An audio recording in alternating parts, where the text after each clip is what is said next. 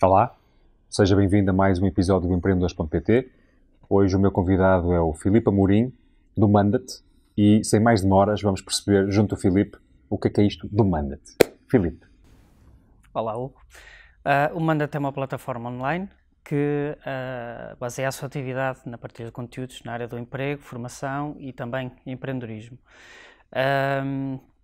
O Mandate começou a sua atividade no Facebook há cerca de quase 4 anos atrás,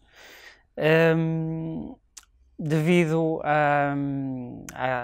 à fase em que estávamos em termos Mas também... antes deixa-me interromper-te só, antes de percebermos qual foi a gênese, que eu acho que isso é interessante e eu quero explorar isso um bocado mais, mas para primeiro perceber exatamente o que é que tu fazes. Portanto, tu és uma plataforma e ganhas dinheiro como? Basicamente. O Mandate começou... Isto é um negócio, não é? Portanto, como é que tu fazes disto um negócio? Sim, não começou com essa perspectiva. Certo. A minha área é a área do emprego, sempre foi. Sou licenciado em Recursos Humanos, sempre trabalhei em Recursos Humanos, então a temática do emprego sempre esteve presente na minha vida. Em 2012, quase 2013, eu fiquei desempregado, porque a empresa na qual eu trabalhava teve um processo de insolvência, pronto. E vi-me assim um bocadinho, olha, ideias para pôr em prática. Tentei algumas noutras áreas, por exemplo, na música, e noutras áreas que gosto. Em janeiro de 2013 surgiu essa ideia de criar o Mandate, que na altura tinha o nome da página de Facebook, Mandate Emprego no Estrangeiro. Exatamente. E aquilo teve um crescimento logo no primeiro e segundo meses brutal. Assistindo a esse crescimento logo no primeiro e segundo meses do número de seguidores no Facebook, surgiu logo a vontade de qual a forma de fazer crescer o projeto, e então pensou-se logo no site. E pensaste na monetização logo? Ou não estavas a pensar nisso? Não. Na altura... Começou sem ser um negócio? Sim, começou sem ser um negócio. Basicamente, foi um projeto que começou na área em que eu gostava e gostava de partilhar conteúdos nessa área.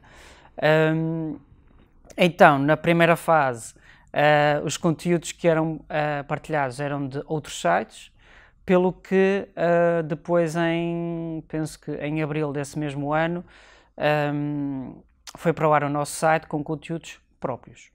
De momento, a atividade do Mandate pode ser subdividida em 3 grandes vetores, que é a parte editorial, que foi a que esteve na gênese do Mandate, que é a parte dos artigos do blog. Ou seja, esta parte editorial, através de conteúdos, são partilhados no site, no blog e depois nas nossas redes sociais, vão gerar tráfego, e que, por sua vez, esse tráfego pode ser monetizado através de várias formas, ok? Sendo a mais básica, por exemplo, o Google AdSense. Ok, muito bem. E foi assim que o Mandate como negócio começou, ok? Quais são as outras duas? As outras duas variantes em termos do que é basicamente a faturação da empresa. A segunda veio com a plataforma de formação, na qual damos hipótese às empresas de formação de uma forma geral no nosso país de anunciarem os seus próprios cursos. Ou seja, és um veículo para quem quer anunciar formação. Exatamente, são um veículo que as empresas de formação usam para chegar às pessoas possíveis ou potenciais formandos. Uma terceira variante da atividade da empresa tem a ver com o recrutamento internacional, que já fazemos há cerca de 2 anos, queremos fazer a ponte entre potenciais candidatos a empregos portugueses e empresas no estrangeiro.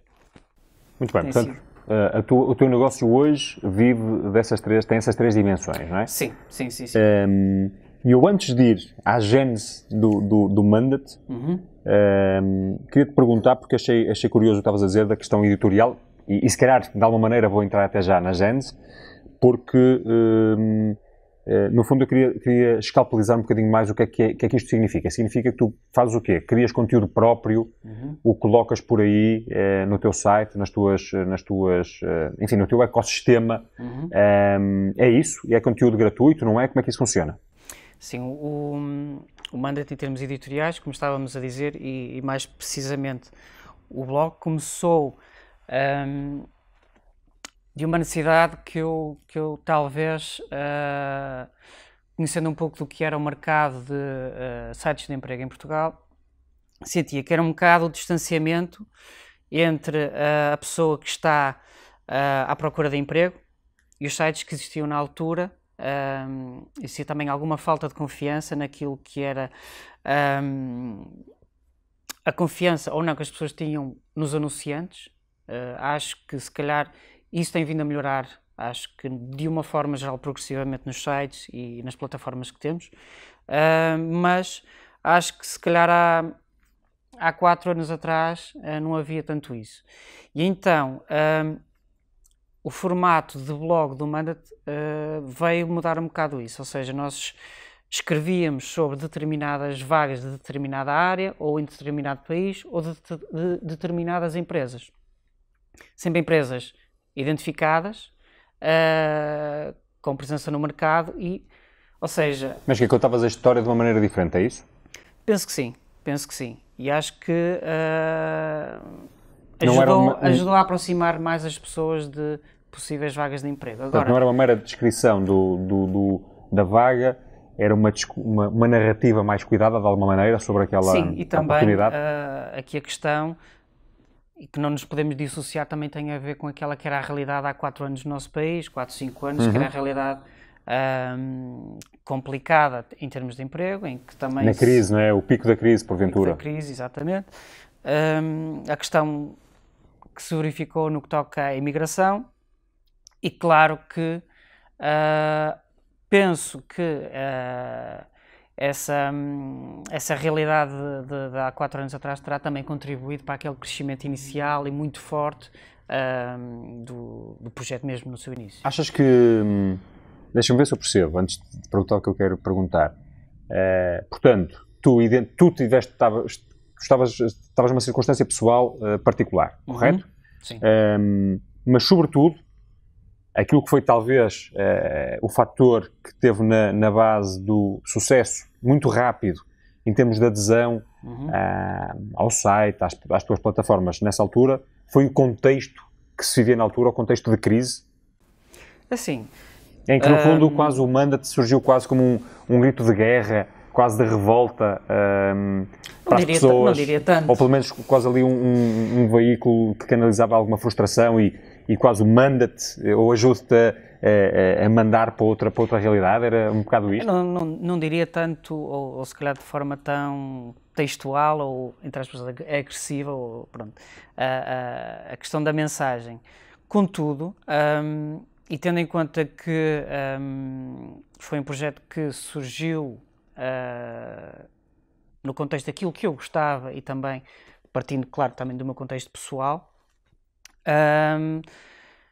teve ali uma fase de crescimento muito abrupta e que eu disse ali em 2013, 2014, não é? Que eu quero acreditar que também teve um pouco a ver com o contexto da realidade da nossa sociedade do país de há 4 anos e também de um pouco também daquilo que é o conteúdo.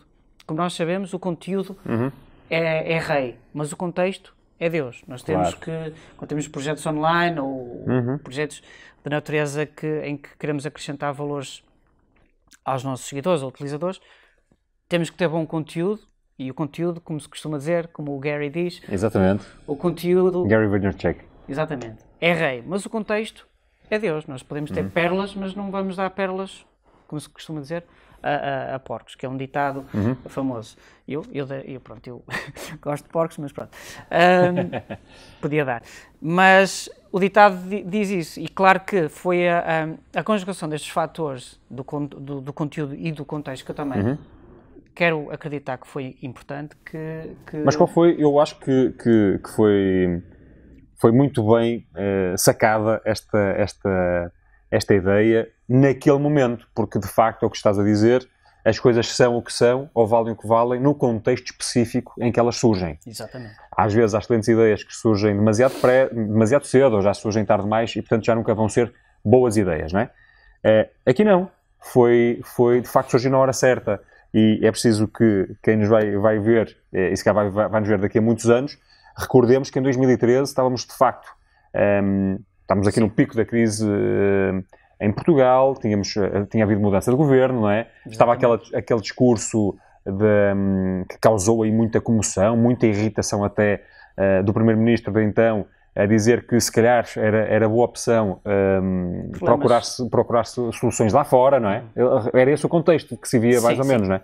E portanto, o que eu queria aqui perceber é, assumindo que o contexto de facto foi este, tu tiveste o brilhantismo de saberes ler este contexto e criares alguma coisa em cima deste contexto.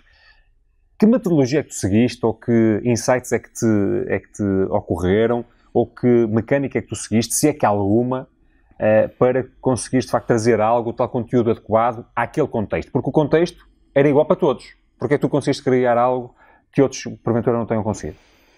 Assim, eu atribuo o maior peso, a maior importância eventualmente, se calhar, à questão do contexto, da altura e aquela que foi a escolha do nome, que para mim, na altura, teve e ainda tem, e é esse o sentido que sustenta o projeto, que é fazer as pessoas mexer.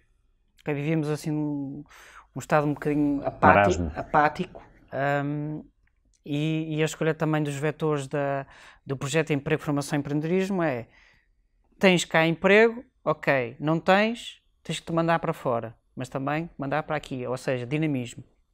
Formação, não tens emprego, se precisas de formação, ok, procura formação, tens aqui formação. Empreendedorismo, não tens emprego, queres criar o teu próprio projeto, conteúdos nesta base para que sejas mais informado sobre isso.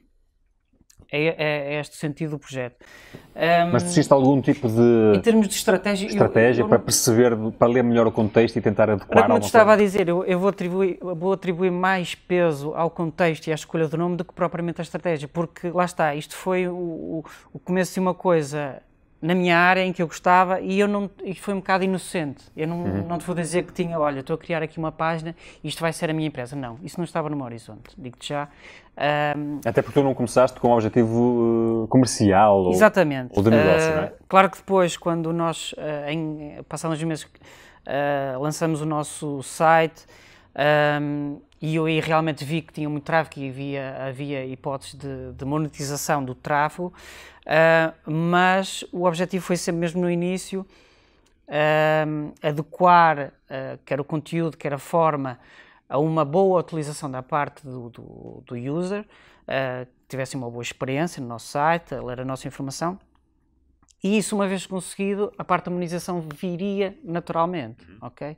Então o importante aí foi tomar o tempo necessário para fazer o blog, o site, fazer com que as pessoas que fossem ao site conseguissem ler bem a informação, que tivessem bom conteúdo, e após isso, então, partir por uma questão de monetização que veio, então, uns meses mais tarde. Muito bem. Então, estava a dizer que não tiveste uma estratégia assim tão estruturada para...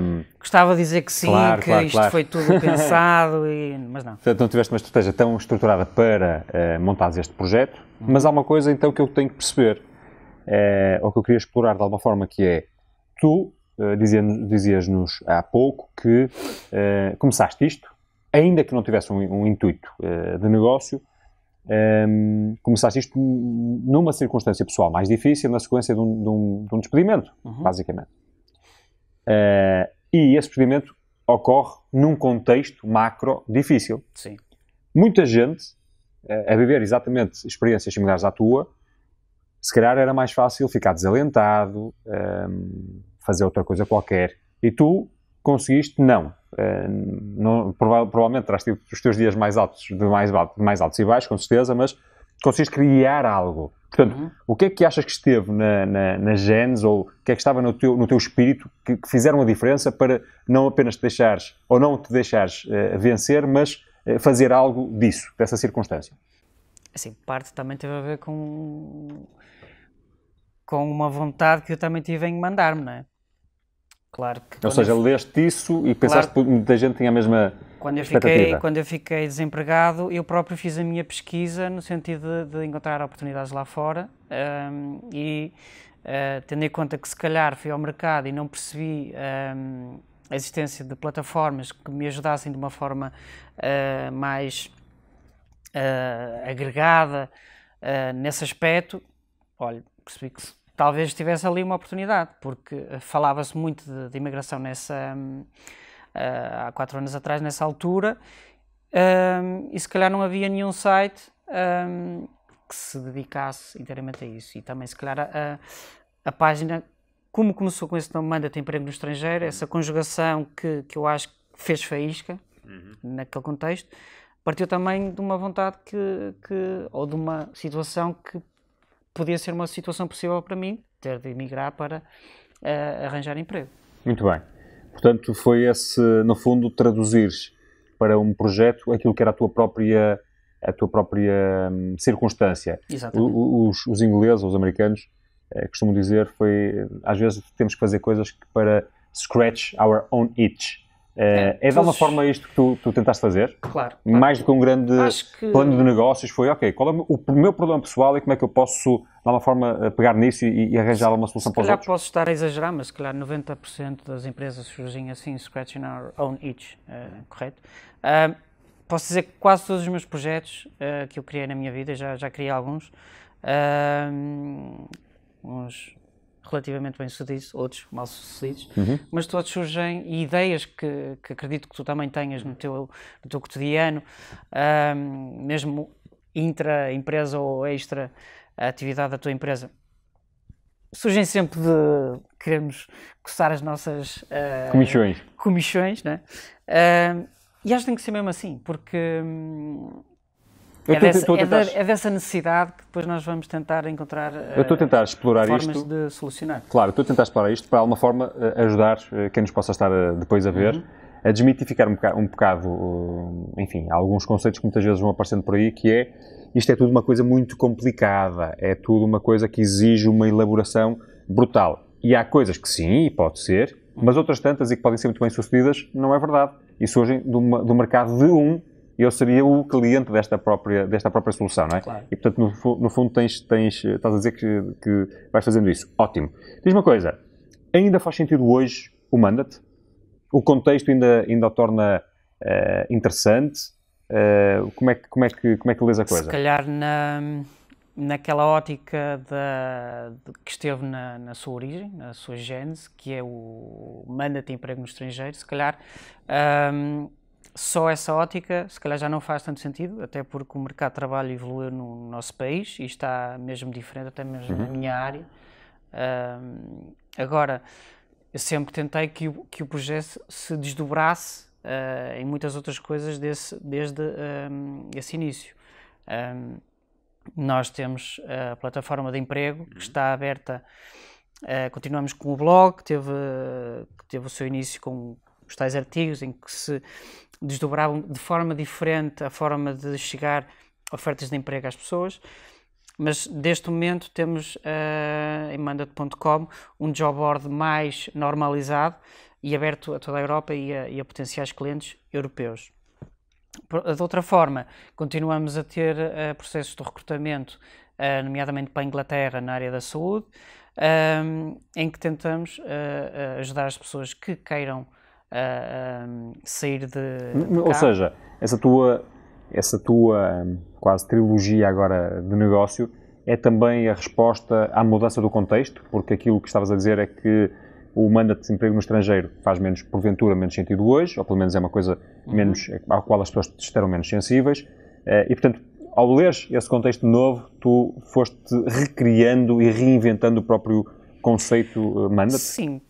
Porque ele hoje já não se procura... Também por isso, mas também por outra questão, que é a parte editorial, que foi a que deu sustentação no que toca à faturação no seu início e que motivou mesmo, olha, vamos abrir uma empresa porque monetiza aqui na parte editorial. É uma fonte de receita que se pode tornar variável e que às vezes numa empresa pode não ser tão positivo, ok? Essa necessidade de desdobrar também para outros segmentos surgiu daí. A questão para estabilizar as vendas e para diversificar as receitas e aumentar as receitas? Exatamente. Agora, a questão do recrutamento, admito que possa dever-se a isso esse facto que falaste, mas também ao facto de nós acharmos que vai haver sempre um nicho de pessoas a querer emigrar. Nós não fazemos recrutamentos de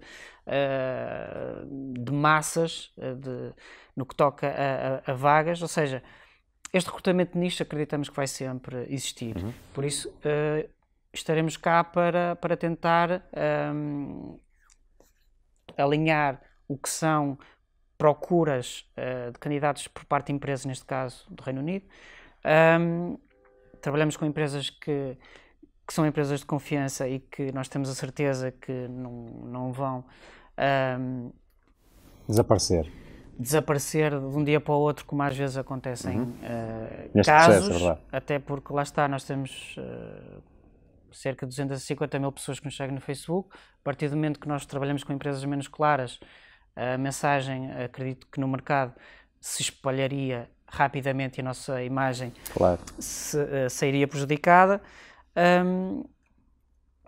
E por outro lado, aquele terceiro vetor de receita que tem a ver mais com campanhas online, sempre na ótica de aproximar pessoas, potenciais candidatos a emprego ou potenciais formandos, ou empregos, ou a formação. Filipe, o Mandate não opera propriamente num mercado pouco concorrencial, certo? Não. É um mercado bastante concorrencial. Sim. Não faltam job boards, foi que chamaste, não é? Sim. Soluções para procurar emprego, empresas que vivem disso, mesmo recrutamento e seleção ou recrutamento para fora e para dentro também não há muita coisa. E gente a tentar produzir algum conteúdo também há cada vez mais, não é? O que é que justifica, não é o que é que justifica, o que é que te diferencia, o que é que diferencia o teu projeto de todos estes concorrentes? Assim, acho que desde o início que tenho feito um esforço para que os serviços que nós fazemos com este crivo e a chancela do Mandate fosse sempre tivesse sempre um significado de confiança, por um lado das pessoas, que é sempre aquilo pelo que nos seguimos.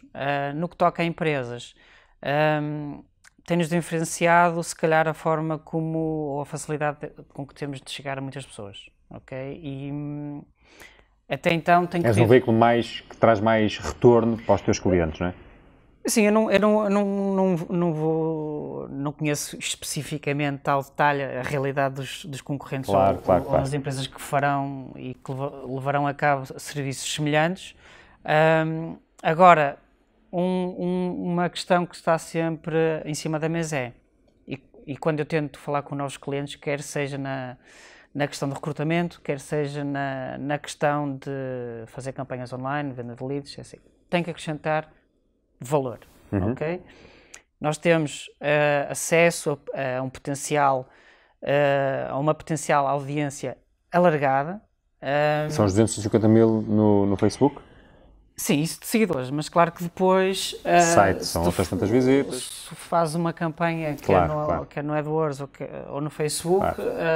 pode ser muito superior a isso. Se vis uma publicação patrocinada ou promovida por uma marca, se calhar clicas. Se vis um conteúdo produzido por uma marca que não conheças, se calhar já não clicas. Agora, esta questão do acrescentar valor está sempre... É a primeira mensagem que eu passo ao cliente. E, porventura, quer no recrutamento, quer na questão do marketing online, eu tenho sempre e tenho quase desde o início que tenho esta abordagem, que é a abordagem de eu arrisco primeiro, e se acrescentar valor, eu vou eventualmente propor, olha, custa isto, você quer avançar. Como é que fazes isso?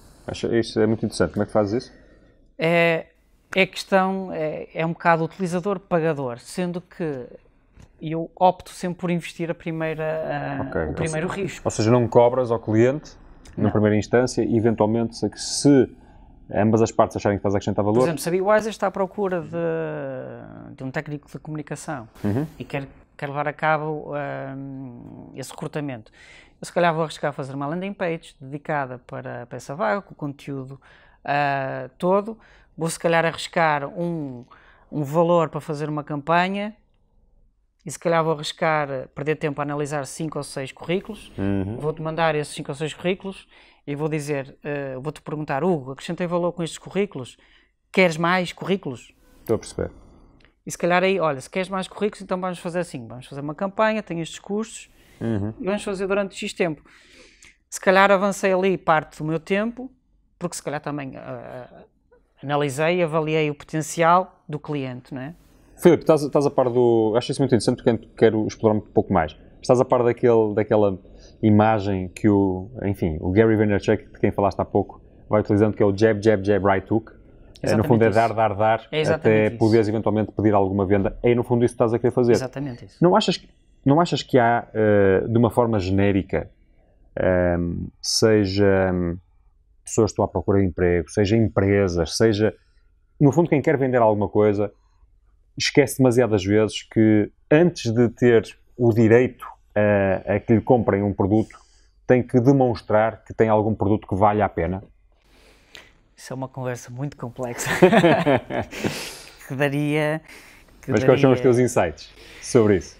Assim, isto podemos falar questão de educação, de formação, quando estou a falar de uma questão de educação e formação, educação naquilo que recebemos em casa, formação daquilo que é o nosso percurso escolar.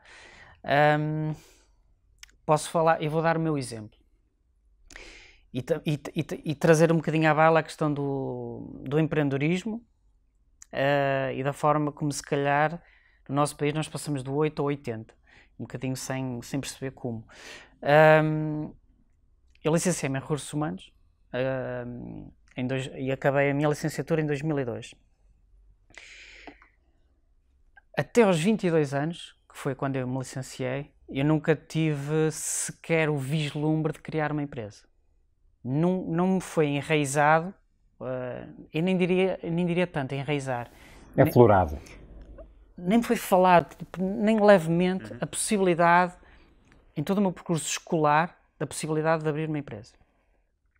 Os meus professores da licenciatura diziam, recursos humanos, isto nas empresas vais ganhar 2.000 e tal euros, diziam nas aulas. Eu nunca ganhei 2.000 e tal, isto foi há cerca de 15 anos, 14, eu nunca ganhei 2.000 e tal euros numa empresa. Ou seja, está aqui intrinsecamente uma certa crítica da minha parte em achar que conteúdos de empreendedorismo e de como criar o teu projeto, como criar uma empresa, através de uma necessidade, através da tua própria licenciatura, acho que são conteúdos que se calhar agora, hoje em dia, já existem nas licenciaturas, tu és uma testemunha boa disso mesmo, mas se calhar na tua altura ou na minha, verdade, não havia. Não era um tema minimamente da moda, não é? Pronto. Pelo contrário. Pelo contrário. Depois, no contexto da educação, daquilo que nós... podemos estar aqui a falar das gerações Y, X, whatever, certo. Mas de uma forma geral, os nossos pais passaram por dificuldades para nos dar uma educação. Eventualmente, de uma forma geral, digamos que os nossos pais não tiveram a educação que nós tivemos. Hoje diz que nós somos a geração mais bem preparada para isto ou para aquilo. E então nós crescemos a ouvir, tu mereces isto, tu mereces aquilo, tu vais ter isto, tu vais ter aquilo. E o que acontece, e isto também é uma questão muito aflorada pelo Gary, é que quando chegas ao mercado, o mercado não quer saber quem tu és ou o que é que os teus pais te disseram enquanto fores crescendo. Tu vais bater de frente com o mercado, ou tens valor, ou acrescentas valor, ou não acrescentas. Isto misturado com, eventualmente, aquilo que é uma dissociação entre a nossa oferta de curso nas universidades e a procura. E a procura e a realidade do mercado. Isto tudo conjugado vai, se calhar, dar resultado àquilo que originou a tua pergunta, que é nós temos uma dissonância no que é as expectativas das pessoas e o que é a expectativa do mercado. Claro que isto é um caminho que se faz caminhando, não se pode parar e agora vamos... Não, isto é tentativas e erros. Vai haver sempre uma adaptação do mercado, adaptação do mercado não, do mercado de cursos ao mercado de trabalho, mas claro que concordo contigo, podíamos falar sobre muito mais coisas, mas... Mas achas que as pessoas, ou posto de outra maneira, mais tangível talvez, e tu que tens esse teu passado e académico e agora profissional à volta muito dos temas do emprego, como é que as pessoas se tornam num bem mais apetecível e mais conhecido? E fazendo aqui algum paralelismo de alguma maneira, porque ainda não me esqueci da pergunta que estava a dizer há bocado, de dar alguma coisa, nomeadamente conteúdo, que é no fundo o modelo de base do teu próprio negócio e como tu começaste tudo isto, oferecer alguma coisa sem estar à espera de algum retorno diretamente. Assim, podemos falar isso no contexto de trabalhador por conta de outrem ou numa criação de um próprio projeto. Por exemplo, trabalhador por conta de outrem. Ok. Há sempre essa questão das pessoas, eu tenho direito a, por isso é que muitas vezes nós ouvimos a questão dos estágios ser muito...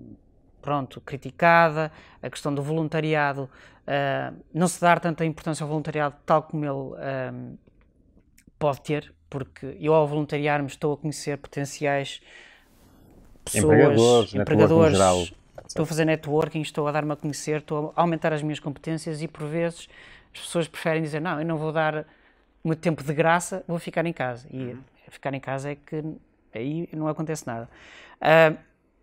Existe estas duas vertentes que eu acho que para um trabalhador por conta de outrem podem ser mais-valias. Na outra parte da criação do próprio projeto tem muito a ver com isso, que é se tu consegues arranjar uma forma de alavancar uma paixão que tu tenhas, uma coisa que tu gostes de fazer, vais geralmente ter maior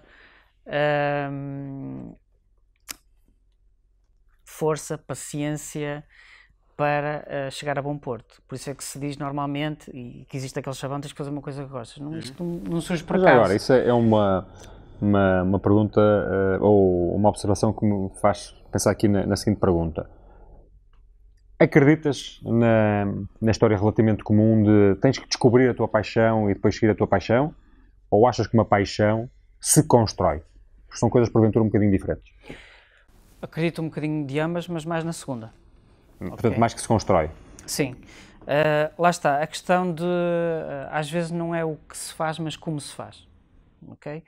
Há que misturar também isto, porque eu posso estar a trabalhar na minha paixão de uma forma que eu não gosto, ou com pessoas que eu não gosto, e há cerca de 3 anos, a Junior Achievement, que é uma associação de cariz privado, que trabalha o empreendedorismo em Portugal, nas escolas e na educação, convidou-me para dar uma palestra na FNAC a uma audiência que era, a maior parte, constituída por alunos do liceu. E a certa altura uma professora levantou o braço e disse, olha, estes miúdos estão numa fase muito importante das suas vidas, porque vão ter que escolher os seus cursos, os seus caminhos. Qual é a tua opinião sobre isto? E eu a primeira coisa que disse lá, tens que encontrar aquilo que gostas e seguir isso. Quando saí dessa palestra fiquei a pensar, a matutar naquilo. Tinhas dito. Ou seja, dizer isto é muito fácil, mas se calhar eu não fui claro como devia ter sido. Concreto. E depois, quando dei outra palestra, até foi no TEDx, e eu aproveitei para clarificar um bocado isso, que é a maior parte das pessoas não sabe qual é a sua paixão. Ok? Ou seja, isto não é assim tão claro como a água. De acordo. Por isso, eu acho que uma paixão também se constrói. Respondendo à tua pergunta. E a questão é, nós estamos um bocado naquela história que eu acho que as pessoas devem fazer o que gostam e tentar descobrir o que gostam e tal. Mas de facto vejo muitas vezes, acho que estamos alinhados, todos nós, porventura, até de volta e meia pensamos, mas é isto que eu gosto, é isto que eu quero, e portanto temos toda a gente tem aquela ambição de seguir aquilo que gosta, porventura há esse desejo. Muito bem. Só que o que talvez não seja tão bem feito é a forma como as pessoas chegam à conclusão de que aquilo que gostam. E portanto, eu acho que todos, porventura, mais uns que outros, talvez, mas temos a tentação de ficarmos sentados no sofá ou enquanto estamos a tentar adormecer, a pensar qual vai ser a minha paixão. E se calhar nunca vamos lá chegar. Não, é fazer. A fazer, e se calhar o que é preciso é fazer coisas diferentes, até perceber onde é que eu gosto, me sinto melhor, onde é que eu vou ganhando proficiência, porque eu acho que quanto mais proficientes nós nos sentimos numa determinada área, claro, mais tendemos a gostar daquilo. Não achas que falta algum maior zigue-zaguear nas carreiras completamente em Portugal, nomeadamente da malta mais nova? Não há demasiada preocupação em começar logo a construir aquela carreira direitinha, que se calhar foi um paradigma que até fez algum sentido há 30 anos atrás, mas que hoje se calhar já não faz sentido nenhum, e pelo contrário elimina a possibilidade das pessoas não só desenvolverem competências diferentes, mas também perceberem melhor aquilo que mais as motiva. Exatamente. Na minha opinião é fazer que as coisas vão acontecer. E é fazer que... E porquê que isso não acontece mais? O que é que está a faltar? É uma questão das organizações? É uma questão da cultura vigente? Acho que é uma questão cultural. É uma questão cultural. Nós passamos... posso falar da minha geração. Na minha geração, e nós agora que temos 30 e tal anos, olhamos para trás, eu quando tinha 18 anos, se eu ficasse mais um ano por entrar na faculdade, era um problema, não é? Verdade. E se tu acabas a tua licenciatura e só começas a trabalhar passado um ano, é um problema. Há muita falta de paciência. Por um lado, temos pressa em chegar aos nossos objetivos e ambição, etc. Por outro lado, tem a ver com a educação e com a cultura... contexto familiar, etc. Contexto familiar e pronto, e um bocadinho também o vizinho e pronto, aquela questão... pressão social, não é? Pressão social. Quando eu olho para qual é o conselho que tu darias agora a um jovem, ou menos jovem, mas desde logo a um jovem que tem mais tempo? A questão da paciência que o Gary também fala muito, que é tipo... Quando um miúdo de 23 anos chega à tua beira e está ali, pá, eu tenho que... Pá, por amor de Deus, tens tanto tempo, não é? Eu acho que o que já começa a haver hoje em dia é aquele gap year, acho muito interessante. Viajar, vai descobrir, vai fazer. Não tem que significar que vais viajar e não estás a fazer nada, não é? Aliás, podes aproveitar... Se falares com pessoas da geração de há 20 ou 30... passear. Olha, aquilo vai passear e não vai fazer nada, não é? Mas isso também é preciso. E aliás, às vezes o viajar, pegando nesse teu exemplo, pode ser um excelente ponto de partida para um projeto relevante. Há aqui uma entrevista que também está aqui no empreendedores.pt ao André Leonardo, que é um jovem que eu aconselho que vejam essa entrevista, que é alguém que pegou precisamente no seu desejo de ir experimentar coisas diferentes e esse ano que ele dedicou a esse projeto e a forma como também teve que o financiar, etc., foi um game changer total na sua vida. Mas isso exige alguma clarividência, alguma até maturidade, porque a pressão social para que não se sigam ainda esse tipo de caminhos mais alternativos ainda é marcada, não é? Claro que sim, claro que sim. O que é que o Manda-te faz para tentar mudar este estado das coisas? O que é que pode fazer? Nós também temos uma parte no blog com artigos 95% escritos por mim. Também sempre foi uma coisa que eu gostei de fazer. Na parte tentas tocar nestas teclas, é isso? Das carreiras, da motivação, da liderança, pronto, em que eu tento também abordar um pouco esta questão da mentalidade e a questão de como se posicionar pronto, nestas matérias, usando também se calhar coisas que a nossa cultura há uns anos atrás não tinha tanto. E tu tens feedback desse tipo de artigos? Sim. Sim. E o que é que as pessoas vão dizendo, por norma? Já tiveste algum artigo em que as pessoas tenham ficado muito zangadas ou muita gente tenha ficado zangado com aquilo que tu escreveste? Ou nunca te surgiu? Não, acho que não. Claro que é assim, nunca vais agradar a toda a gente, isso é sabido por quem normalmente faz alguma coisa. Porque, não é? Exatamente, basta falares, basta fazeres, que vai haver sempre, se calhar, um dedo, pronto. Mas lá está, temos que fazer porque, e há bocado acabei também, isto vai parar um bocadinho na questão do empreendedorismo e do 8 ou 80, porque nós passamos de um momento há 15 ou 20 anos atrás em que não se falava sequer ou se plantava sementes nos estudantes universitários de Era muito pouco. criar o seu próprio projeto, criar a sua própria empresa, e agora passamos para um 80 em que há... Todos são empreendedores. Todos são empreendedores e até chega a haver empresas em que a sua atividade é dar formação à ação ou na área do empreendedorismo. E há até políticos que, ainda no outro dia li um artigo, até foi o André Leonardo que o partilhou, que era um deputado, a criticar a vibe do empreendedorismo e que tem que haver grandes organizações para... Pronto. Vi. Pronto, é assim...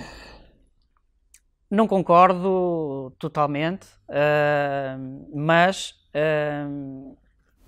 pode estar a cair um bocado no mercado, seja do empreendedorismo, seja outra coisa, vai haver sempre ótimos profissionais, menos bons profissionais. Agora, não vamos matar o mensageiro, ok? Aquilo que me importa para mim é a mensagem, e a mensagem é: todos nós temos capacidades para criar o nosso próprio projeto.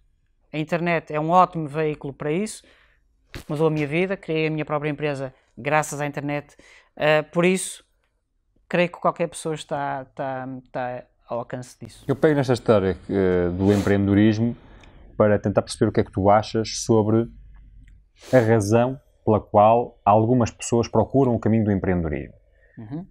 É porque, de facto, enfim, algo que lhes vai dentro e querem explorar, ou é apenas porque não têm melhor alternativa? E, se for porque não têm melhor alternativa, se tu achas que isso é um caminho, enfim, que pode ser bem sucedido ou que está condenado ao fracasso? Assim, acho que pode haver as duas opções, não é? Há pessoas que eu acredito que...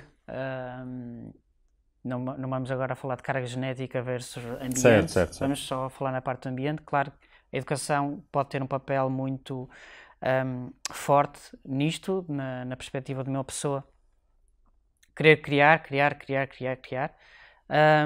Acho que há diferença entre uma pessoa que gosta de criar e um empreendedor, porque há pessoas que são criativos e criam mesmo dentro das próprias empresas, e o empreendedorismo de acordo. Está dentro das próprias empresas e das organizações. E há pessoas que gostam de ser criativos e de criar e podem não querer ter o seu próprio projeto e abrir uma empresa, ok? Por outro lado, acho que há pessoas que, como estavas a dizer, por necessidade podem chegar a uma encruzilhada e opá, eu tenho que fazer isto, ok? Pode ser uma motivação ou pode ser a faísca que pode proporcionar isso. Agora, basear a decisão só nisso pode ser perigoso. Agora, se eu sei que a pessoa vai se preparar ou se prepara para aquilo, por que não? Tu disseste há bocado que até aos teus 22 anos nunca tiveste grande contacto com o tema do empreendedorismo, não é? Mas houve um momento, mas eras um pouco mais velho, quando começaste a dar os primeiros passos naquilo que viria a ser o Mandate, não é? Em que momento é que tu pensaste, ok, eu tenho aqui um negócio potencial, vou explorar este negócio, e quando é que tu chegaste à conclusão, ok, eu posso viver disto, ou eu quero ser empreendedor independentemente de como é que esteja a correr este modelo de negócio particular? Se é que já chegaste a esta conclusão? Ser empreendedor é uma luta diária, não é? É verdade. Também quando fui falar no TEDx, falei que nós temos que estar preparados para levar muitos socos no estômago, porque para umas empresas pode ser passar uma semana boa ou 3 semanas boas e uma má, para outras pode ser um trimestre bom e depois um outro mau, mas os socos virão, ou um ano mau, os socos virão. Verdade. tendo em conta o meu percurso, já fui trabalhador por conta de outra e já trabalhei muitos anos em empresas e tenho há cerca de 3, 4 anos a minha empresa. Gosto da minha vida como ela está, quero continuar e por isso... Mas quando é que foi o momento que é que tiveste que reunir para concluir que, ok, eu identifico-me com este caminho do empreendedorismo? Recordas-te? Assim, a partir do momento que decidi criar a empresa. E o que é que, decidi que, o que, é ia que, fazer... o que é que havia naquilo que estavas a fazer, ou no teu contexto, que te tenha ajudado a tomar a chegar a essa conclusão? Assim, conta muito ter... poder dizer ou poder estar na área que é a minha formação de base e que sempre... Portanto, tens um conhecimento específico daquele mercado, não é? Sim. E nem estava a falar de ter o conhecimento, era ter a falar do gosto. Gosto deste tipo de conteúdos, de falar disto. E sempre foi um semi-sonho. Claro que nunca se materializou na minha cabeça, eu gostava de ter uma empresa ou de recrutamento. Não, nunca se materializou tipo num objetivo nem que fosse de médio prazo. Na minha cabeça. Mas a partir do momento que as coisas foram acontecendo, tu vais-te adaptando ao contexto, ou seja, isto está a dar dinheiro, vou ter que criar a empresa, depois que crias a empresa tens custos, olha, tenho que arranjar faturação para pagar os custos e depois tens que te safar, não é? E o caminho vai ser esse, vai ser sempre... E quais são as vantagens e as desvantagens de ser um empreendedor? É que tu tens esta vantagem, ou esta circunstância de já teres... Sabes o que é que são os dois lados da moeda, não é? Já foste trabalhador por conta de outra e agora és empreendedor. Vantagens e desvantagens de cada um destes mundos? Ora, vantagens de trabalhar por conta de outrem. Ter uma noção mais ou menos certa que vais ter o salário ao final do mês. Empreendedor não tens. Sinto saudade, de certa forma, de ter uma equipa grande e trabalhar com várias pessoas à minha volta, o que hoje em dia não acontece tanto. Com mais recursos disponíveis, etc. Sim, tenho né? só uma pessoa que me ajuda na parte editorial, no Mandat. De resto, penso que é só vantagens da parte do empreendedor. Claro que tens as desvantagens de não saber se vais ter salário, tens as desvantagens de levar socos aqui e ali, e tens de aguentar sozinho. Independentemente do que seja a periodicidade desses socos, mas tem a vantagem de poderes, de acordo com aqueles que são os teus valores, de acordo com que são as tuas vontades, poder materializar uma atividade que te faça sentir bem.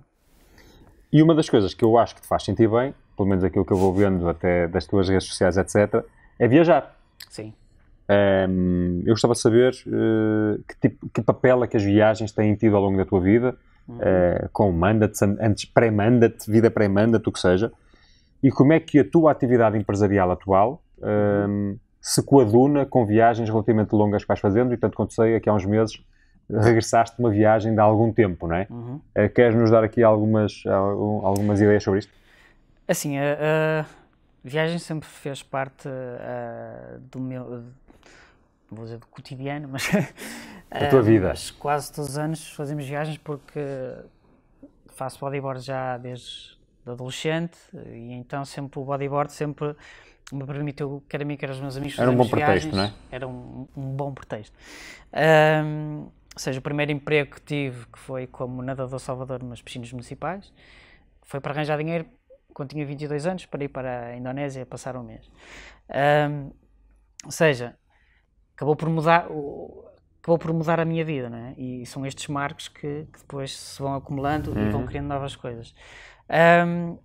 Depois do Mandat, claro, voltando um bocado atrás, trabalhador por conta de outro tem esta desvantagem de termos um número limitado de férias e da questão de termos de estar num sítio só. A questão de teres a tua própria empresa e sendo a empresa ou tendo uma atividade de base maioritariamente digital, dá-te liberdade de movimentos, não é? Maior disponibilidade e liberdade nesse aspecto. E então, este ano, quer dizer, não foi este ano que eu decidi, já foi o ano passado. Estamos em 2017? 2016, eu decidi que em 2017 eu iria fazer uma viagem de caravana, então tomei as providências necessárias para comprar uma. E então muni-me de internet, de cartões de internet comprados em Inglaterra para ter sempre internet na caravana e fiz uma estrada e tive 2 meses a viajar. Por onde? Por Espanha e por França. Portanto, 2 meses andavas literalmente com a casa às costas. Exatamente. E conseguias trabalhar, ainda assim. Sim. Portanto, a tua atividade profissional não se ressentiu dessa tua... Não. Estavas a viver fora, no fundo, a viajar, mas ao mesmo tempo trabalhavas.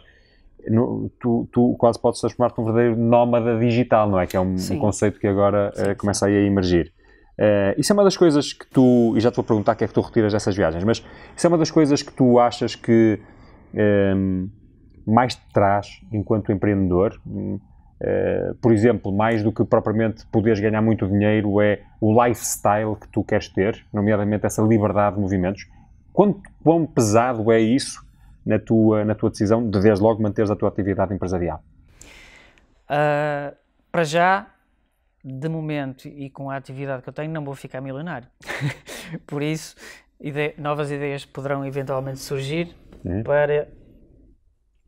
para si, não sei, tomar esse caminho. Mas para já não vou ficar milionário. Por isso a decisão baseia-se mais, tem mais peso na questão do lifestyle. Ok? Que é o que tem maior diferença no que toca à diferenciação, trabalhador por conta de outrem, ou teres o teu próprio projeto. Se calhar sacrificas um bocado a questão da estabilidade financeira, mas tens uma liberdade.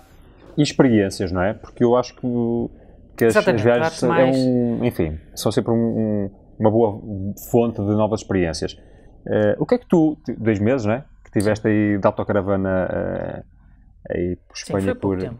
Não foi um tempo extraordinário, mas quem é que tem a possibilidade de estar 2 meses fora do seu local de trabalho? Quase ninguém. Portanto, já é marcante. E foste sozinho? Posso-te perguntar? Sim, fui sozinho. O que é que um tipo faz durante 2 meses em sítios que não conhece? Como é que é isso? Como é que é essa experiência, nomeadamente viajar sozinho? Posso reduzir o meu dia a vários momentos. Olha, acordar de manhã, tomar um pequeno almoço, trabalhar um pouco, ir ver o mar, eventualmente surfar, trabalhar mais um bocadinho, ler um livro. Se tiver pessoas, normalmente eu estava em sítios em que estavam mais caravanas, não é? Tentar pôr conversa com algumas pessoas e assim se passava o dia. Próximo dia, igual. Levantar, tomar um pequeno almoço, o que é que tu consegues trabalhar nisso um bocadinho. Que não consegues no dia-a-dia na tua casa aqui? Qual é a diferença? Não há muita. Eu tenho sorte de viver quase em frente ao mar, ou mesmo em frente ao mar. E consigo ter mais ou menos este... Mas qual é a vantagem da viagem? São as experiências e as pessoas com quem te cruzas, as conversas que tu tens, que de certa forma vai-te dar aquela bagagem do fazer. E exatamente é no fazer que tu podes... E é no meio dessas interações, etc., que tu vais desenvolvendo outras ideias para o teu negócio, por exemplo, para a tua atividade? É assim que... Posso desde já dizer que antes da viagem tinha uma ideia de um projeto que ainda não tinha posto tudo em prática e que, devido à viagem e devido a ter conhecido algumas pessoas na viagem, com as quais eu falei na ideia, tens que fazer isto, tens que fazer, e pus em prática. São coisas que às vezes... Aquela viagem, a distância, talvez, do dia-a-dia, pode ser um bom conselheiro para clarificar a nossa mente. Muito bem. Portanto, no fundo, acho que a mensagem toca a comprar uma caravana, uma autocaravana e andar por aí a passear. É uma boa mensagem. Filipe, tu já disseste que, enfim, com o teu negócio atual não vais ficar milionário, isso, portanto, reflete de alguma maneira alguma dificuldade, que é tua e é de tanta gente, que é: como é que eu começo um negócio? Ok, ele até me pode pagar as contas, faço a minha vida com este negócio, Mas como é que eu escalo este negócio? Como é que eu faço crescer? Como é que tu tens procurado fazer crescer o teu negócio e, ao mesmo tempo, quais são as dificuldades de fazer crescer o teu negócio?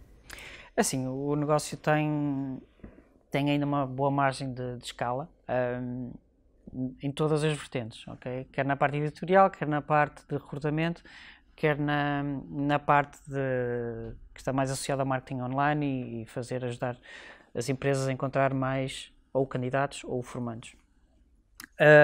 Dificuldades. Não é fácil arranjar novos clientes. Uhum. Não é fácil tocar todos os instrumentos. E prende-se um bocadinho com isto. De resto... O que é que faz falta para dar esse salto em frente? O que é que podia ser um game changer? Não obrigatoriamente para ti, mas pensando, e certamente conheces muitos empreendedores ou empreendedores que são empreendedores com quase unipessoais.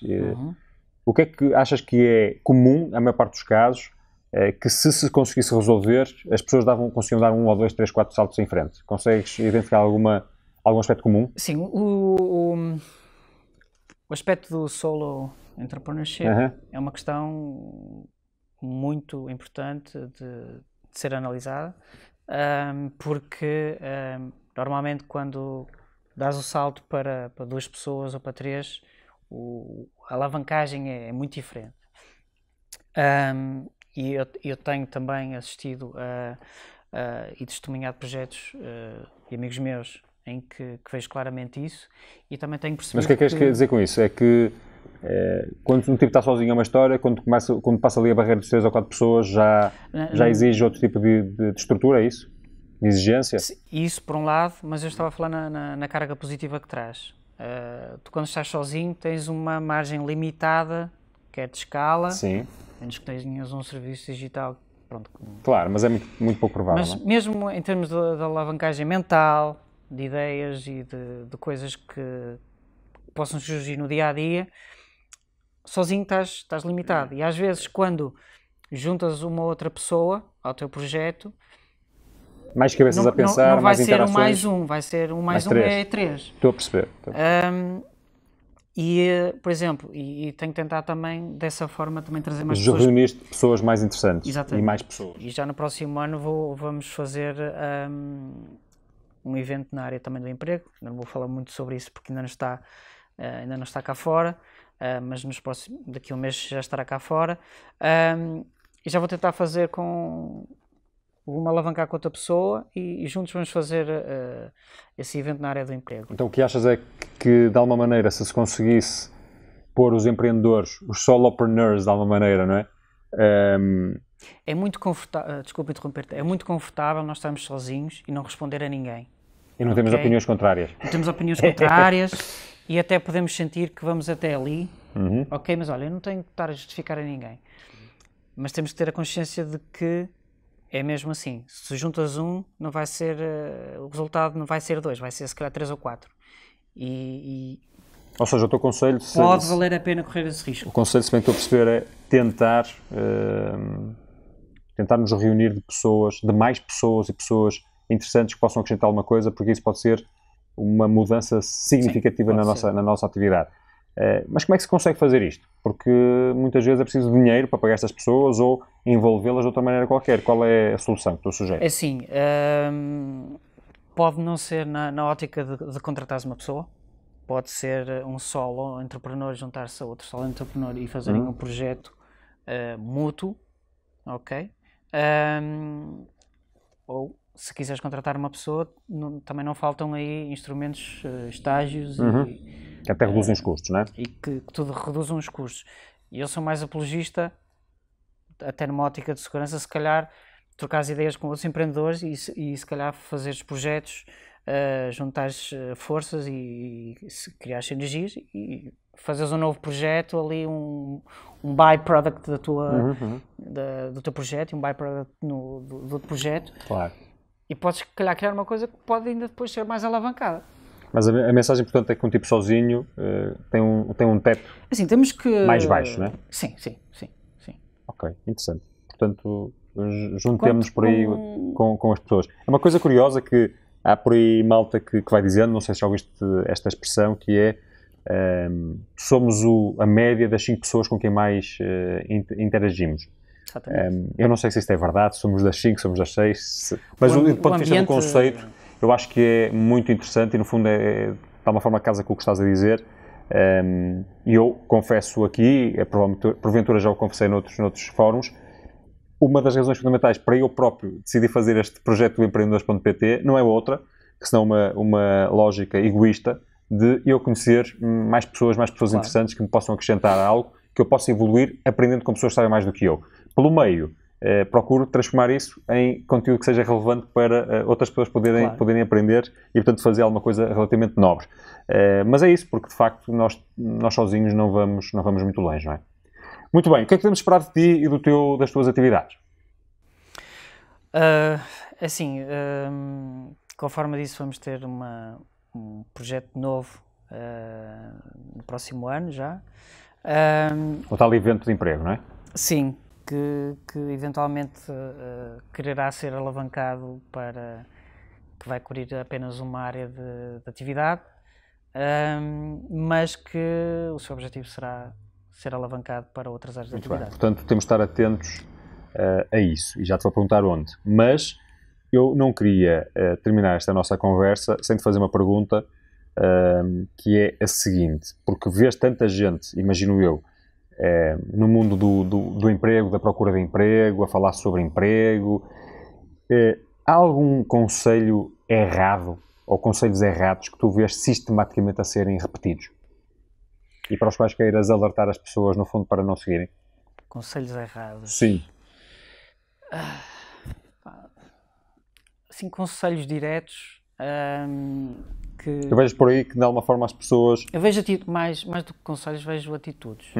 Vamos por aí, então. As atitudes do queixar-se, das pessoas queixar-se dentro de algo externo, de outrem, ou de sejam pessoas, ou sejam contexto, ou política, ou whatever. Enquanto as pessoas se conseguirem mobilizar e fazer algo, acho que devem trazer para si a responsabilidade de mudar as suas próprias situações, ao invés de responsabilizar outrem, ou queixar-se de outrem, até porque o queixar-se não leva a lado nenhum. Ou seja, nunca ouvi falar em ninguém que se queixou e que teve a sua situação melhorada apenas e só pelo motivo ou atitude de se queixar. Depois, nós vivemos em tempos que são tempos de muita mudança. Temos o mercado de trabalho em constante alvoroço com a chegada do digital, com a chegada robotização, inteligência artificial e tal, com a inteligência artificial. E creio que isto são variáveis que todos temos que ter em conta no momento de decidir a nossa formação, se efetivamente queremos ir por uma formação de base clássica. E lá está. Hoje em dia, e o Val Harari também fala um bocado nisso. O autor do Sapiens, não é? Exatamente, que nós quando tivemos a Revolução Industrial, trabalho pesado, as máquinas vieram-nos aliviar, pronto. Eventualmente houve gente que ficou sem trabalho, nós adaptámos, né? Depois, Revolução Industrial, as máquinas trouxeram os automatismos e menos erros ou whatever. Muita gente ficou sem emprego por causa da automatização. Serviços, nós saímos daqui, então vamos para os serviços. E agora o que estamos a assistir é que as máquinas também são melhores do que nós nos serviços, porque nós temos uma capacidade mental limitada. De processamento, pelo menos. E a questão é, para onde é que nós nos vamos virar agora? O que é que nós vamos fazer? Claro que isto acarreta algumas situações como resultado, a primeira das quais é o que é que nós vamos fazer e a segunda das quais é que